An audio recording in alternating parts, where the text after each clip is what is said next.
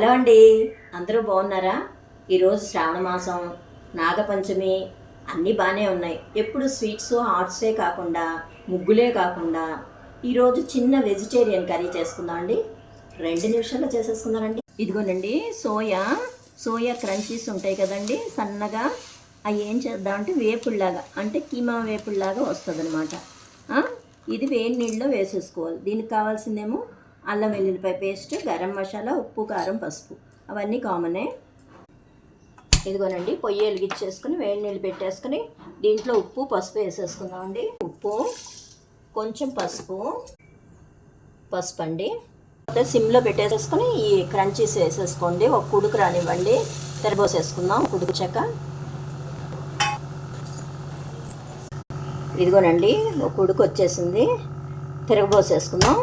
Stove కట్టేసుకుని వడేసేసుకుందామండి. వడేసేసుకుంటే నొక్కేసుకోవాలి వీటిని, water అంతా పోయేటట్టు. వడపోసేసుకున్నాక ఇలా గరిటతోటి ఇలా నొక్కేసుకోండి, వాటర్ అంతా పోయేటట్టు. ఓకేనండి, కిందకి వెళ్ళిపోతుంది, స్ట్రెయిన్ అయిపోతుంది. ఇదిగోనండి, స్టవ్ వెలిగించుకుని బాండి పెట్టేసుకుని ఆయిల్ పోసేసుకోండి. ఆయిల్ పోసేసుకొని కొంచెం ఎక్కువ పడుతుందండి, ఆయిల్ ఫ్రై కదా. ఇది ఈ ఫ్రైని వేసేసుకుని ఫ్రై చేసుకోండి. దీంట్లోనే అల్లం వెల్లుల్లిపాయ పేస్ట్ వేసేసుకోండి.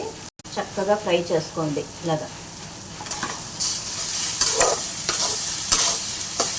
పచ్చి వాసన పోయే వరకు బాగా వేయించుకోండి. ఆల్రెడీ వేడి నీళ్ళలో ఉప్పు వేసాం కదండి, చూసుకుని కొద్దిగా వేసుకోండి, కావాలంటే వేసుకుందాం.